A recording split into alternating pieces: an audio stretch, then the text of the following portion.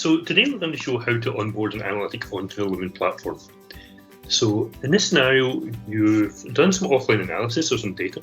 You've created an analytic that provides some interesting insights, and now you want to push that to the cloud, integrate it with the data source, and start producing results you can put in front of someone. And that's where we'll walk through just now. So to do that, the first thing we do is we click on Lumen Lightkeeper.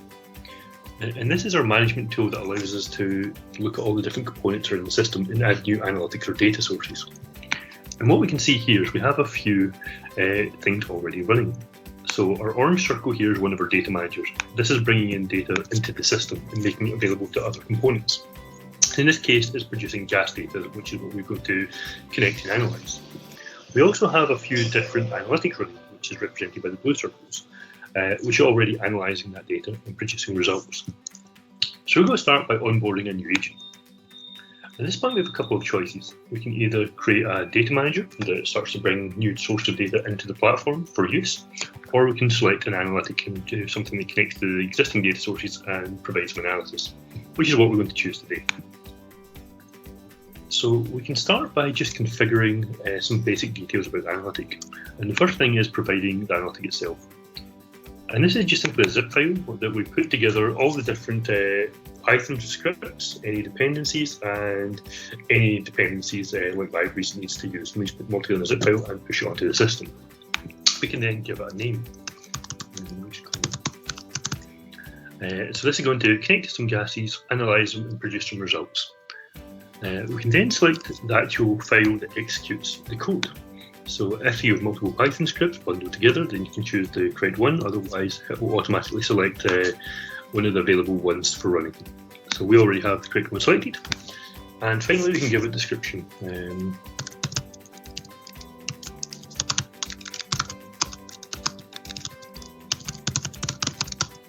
This is just saying what this actually does, so other people can understand it within the platform when you see it.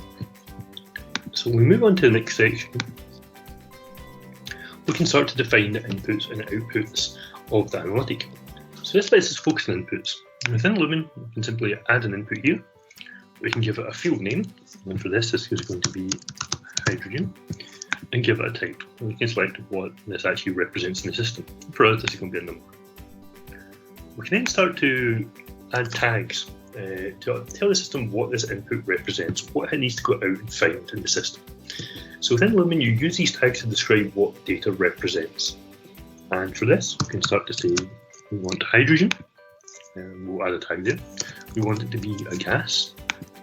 We want it to be measured in a specific way, in this case that's parts per million, and we want it to be a number.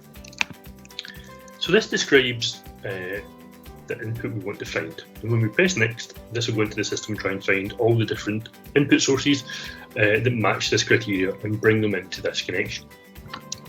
We can then set up a second connection,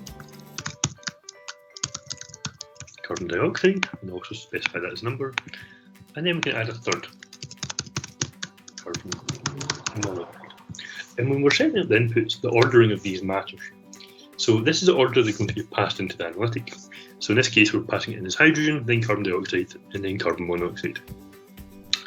So we can also start to tag these up en masse just to make things a bit quicker. So as well as the individual tagging, we can drag to the apply all box, and all of them will appear with that gas label. We can do the same for parts per million, and we can do the same for a number. We can then start to tag the individuals and say, for this we want carbon dioxide, and for our bottom one we want carbon monoxide. And again, these will go off into the system and find the data they need to execute.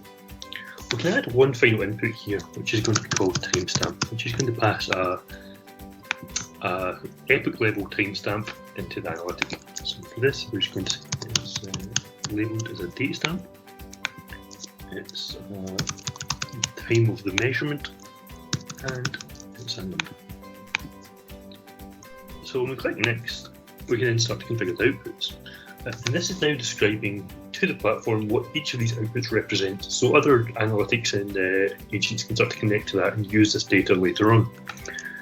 So the name of the field here has to match with the name coming out of the analytic itself.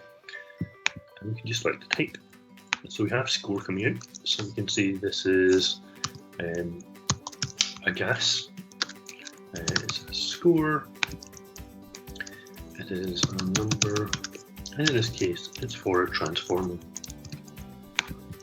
So we can sort of give a description of what this represents in the system. And then we can add another output, which is going to be our timestamp again. And this is getting passed through, so we have it associated with the analytic. And simply say it's another date stamp. And this time it's a score measurement. So now we've defined what the outputs represent, we can click next and go into configuring how we want this analytic to run. So here we have some just simple options of how it should operate once it's on the system. So we can still choose to execute when any input is received.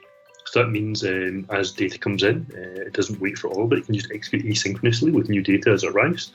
Or we can wait till all three of the inputs are fulfilled before it runs analytic. We can then choose to ignore identical inputs. So this allows us to decide if, for example, if you have an API that repeats the same output over a period of time until new output is produced, this allows you to ignore those repeated outputs, or you can execute on each one of them as they arrive. And finally, we can choose whether we want to save the outputs or not. And this allows Lumen to be used as a pass-through, where it can take large quantities of data, pass it through chains of analytics and produce a result without storing any of that data. Or if you want to start to visualize or audit that trail at some point, well, then we can store that data within Lumen for later use, which is what we're going to do here. Finally, when we click Finish, we get a preview of the analytic. And this is where we can see if the analytic has found the sources that it would expect it to connect to. So here the purple circles represent inputs and outputs in the system. And what we can see here is each of the 4 inputs here have connected with an output of our data source. And that means we've fulfilled all input execution criteria that we'd expect. In turn, we have these 2 outputs producing our data stamp and our score, and these are getting produced into the system for later use. So if all of these are fulfilled, then that makes us confident that this is all linked up, and we can click Finish to deploy the analytic.